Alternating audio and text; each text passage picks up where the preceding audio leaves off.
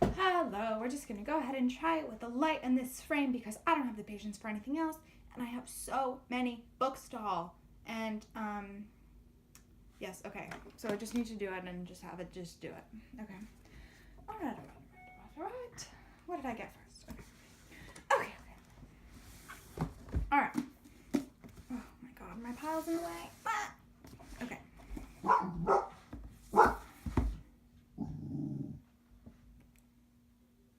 Okay, number 1, Where the Crawdads Sing by Delia Owens. This book looks so good, and my friend Gage loves it, and he loaned me his copy, but then I got a damaged copy from work, which means that I can give Gage back his copy, and maybe he can give it to someone else, or I don't know if he wants to keep it.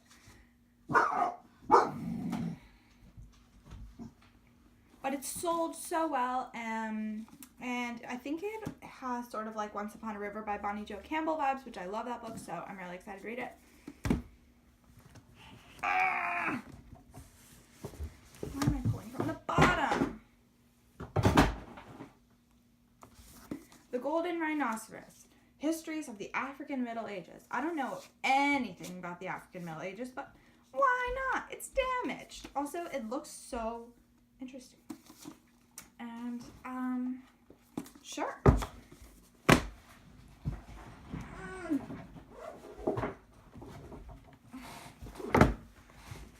Already, I'm going to be too lazy to edit this. Okay. Nimona, I got a used copy of this. I love this book, so I jumped all over it when it came in used, because I love it and I wanted to own it. If you don't know anything about this book, it's about a girl who decides to be an intern for a supervillain, and it's so funny and gay and hilarious and like full of all this fun superhero stuff, which is all my favorite. I got Lot Stories by Brian Washington. This is stories set in the sprawling, diverse microcosm of the city of Houston, about people living and thriving and dying in Houston's myriad neighborhoods. Could be really great. I don't know. I saw a review of it in Publishers Weekly. I think it was a good review, so I saw that we had an arc. I grabbed it.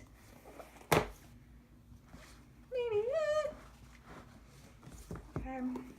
I've got When Death Becomes Life, Notes from a Transplant Surgeon. I picked this up for my sister because she wants to be a doctor. It's just an arc, but thought maybe she'd like it. I grabbed The Witches of St. Petersburg, which is about the Russian Revolution and the occult behind the overthrow of the Russian Empire. I love a witch. What's next? I got The Enchanted Hour, The Miraculous Power of Reading Aloud in the Age of Distraction. I don't have to say anything else. Okay. I got a few YA arcs. Hey, Lucia, I took these. Just so you know, I took these. I took The Cold is in Her Bones, which just came out in January. Milla knows 2 things to be true. Demons are real and fear will keep her safe. Sold. I got Slayer by Kirsten White. This is a Buffy the Vampire Slayer book. I never even watched Buffy, but I don't know. Also came out in January.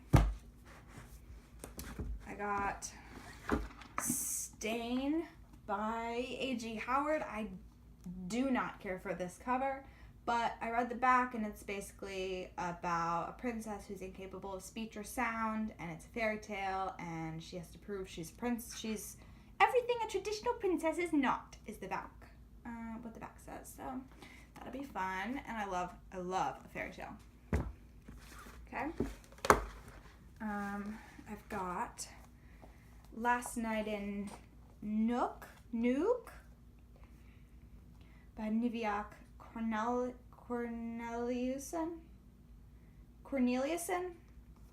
I don't know. But it's about young life in Greenland, coming of age of 5 distinct characters. Sounds fascinating. I don't know anything about Greenland. Yep. Also came out this month, January. And I've got Bright Burning Stars by A.K. Small, which is a YA novel that comes out in May. It's about dancers, and it's got, I think, sort of like a horror-y mystery twist. Look at this cover. Man, oh man. Okay, I've got The Summer Demands by Deborah Shapiro. This was actually sent directly to my bookstore for someone who doesn't work there anymore by the publisher, which is Catapult. So if I read it and write a review, there's a chance that Catapult will send me more things directly, which would be nice to have that kind of relationship with the publisher, because I don't really at this point. But also, this book looks so interesting because it's about women who move into an abandoned, or it's about a couple that move into an abandoned summer camp, and there's a woman living there, and the woman in the couple starts spending time with this strange woman who's living in this abandoned camp, and becomes sort of a lot of things to her. A mother figure, a friend figure, a lover figure. So that sounds so cool, and I'm really excited to read it. Okay. And then all these are from the past 2 days because I'm a bit kooky. So, my boss, the manager and buyer at the bookstore I work at, just got back from Winter Institute, so she got a bunch of arcs for me. She said she doesn't have an amazing grasp on my taste yet, so which is fair because I read a little bit of everything, but she's like that. She also reads a little bit of everything.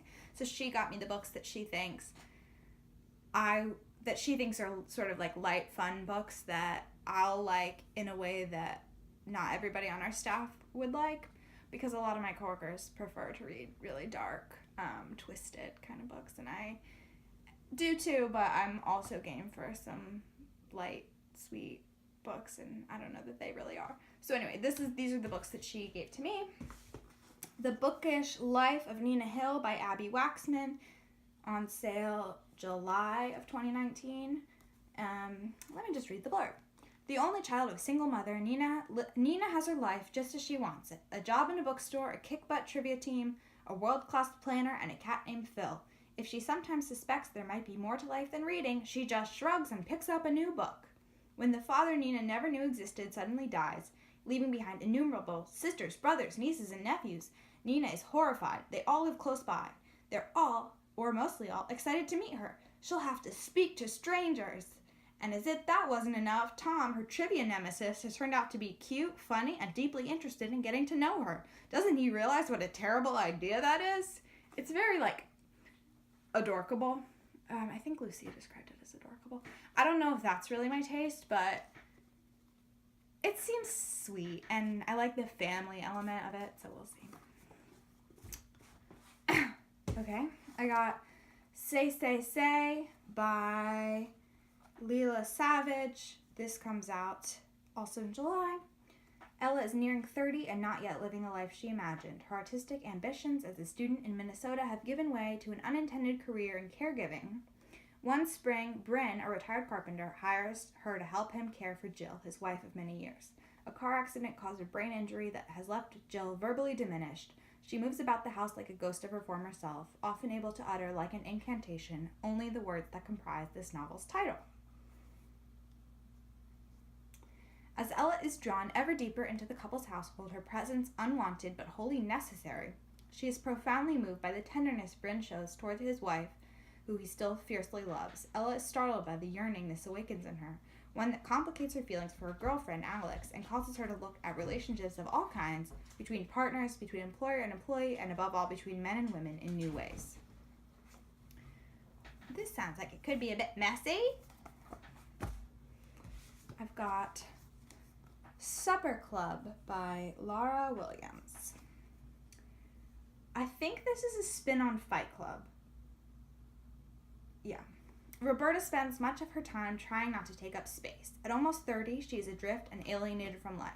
Stuck in a mindless job and reluctant to pursue her passion for food, she suppresses her appetite and recedes to the corners of rooms.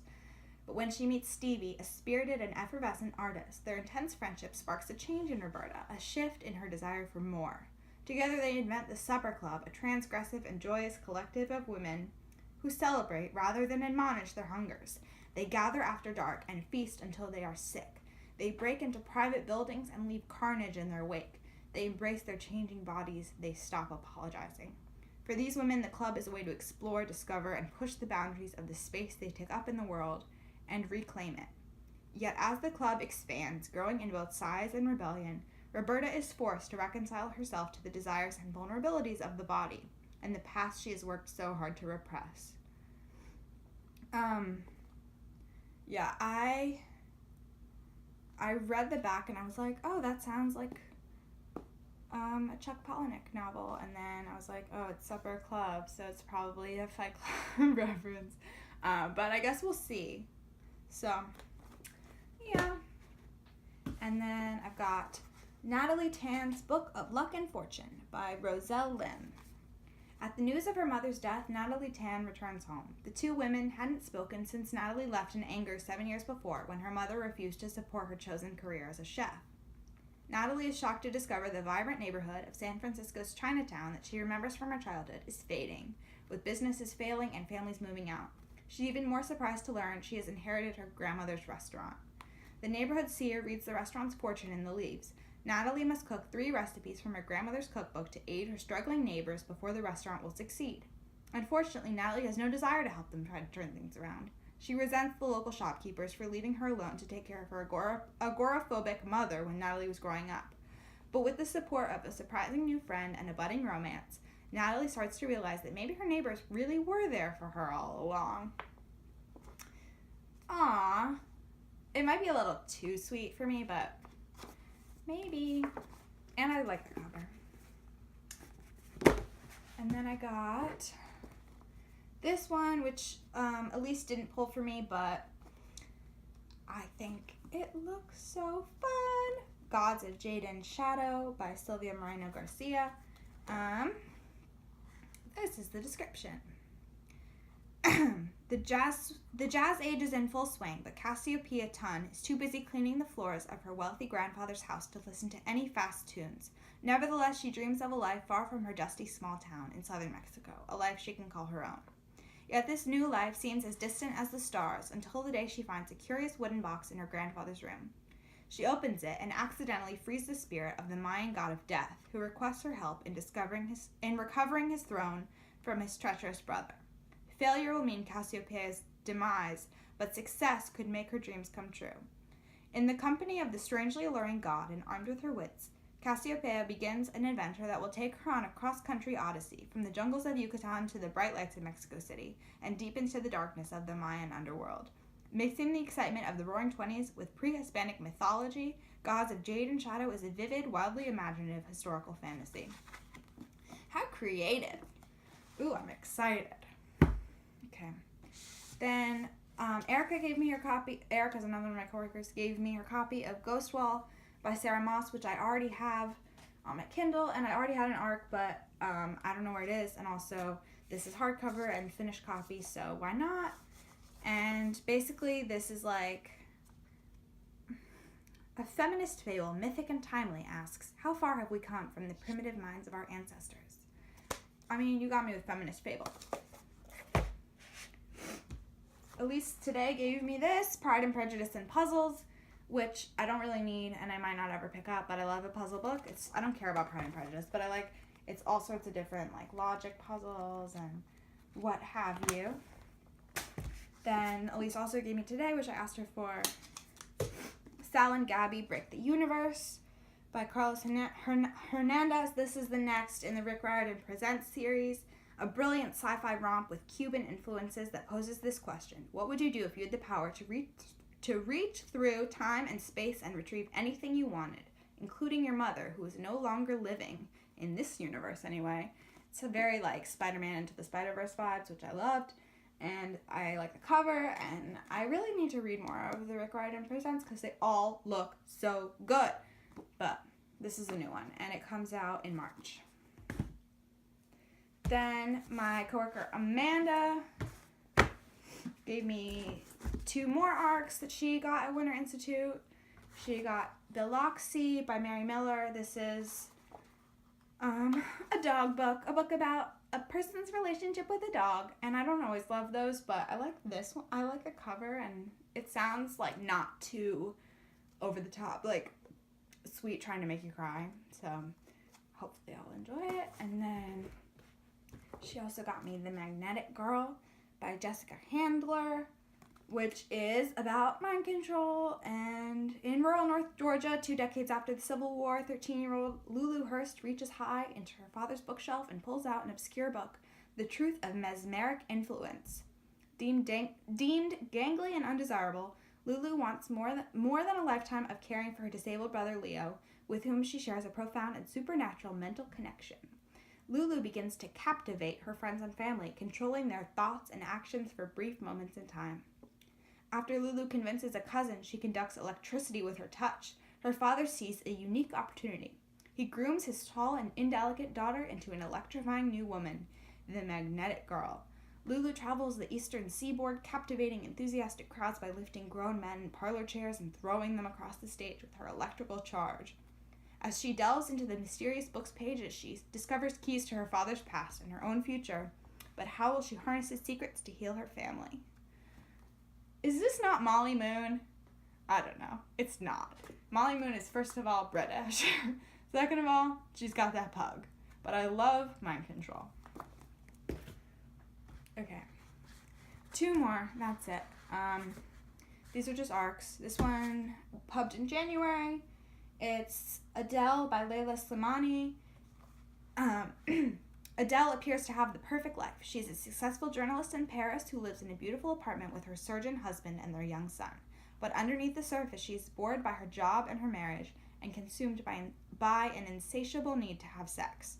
Driven less by pleasure than compulsion, she organizes her day around her extramarital affairs, arriving late to work and lying to her husband about where she's been until she becomes ensnared in a trap of her own making. What the heck? Sign me up. And finally, a YA arc, Once and Future by Amy Rose Capetta and Corey McCarthy. This is a King Arthur story about a diverse group of rebels fighting to save our galaxy from tyranny. Who knows? But isn't this cover so pretty? Okay, how many books do we have? 1, 2, 3, 4, 5, 6, 7, 8, 9, 10, 11, 12, 13, 14, 15, 16, 17, 18, 19, 20, 21, 22, 23, 24, 25 more books? I don't remember what I ended on last time. 29 or something? 26? Was it 26? 26 plus 25. 51 books. Maybe it's 51. Maybe it's a different number that I have no idea what it is, and I will. But the point is, I've collected more books, definitely more books than there have been days so far this year. And frankly, I have no space left. So, but if you watch this video, thanks for watching it, I guess. Who am I making these for? Lucia? I love you, Lucia. Okay, that's it. Bye.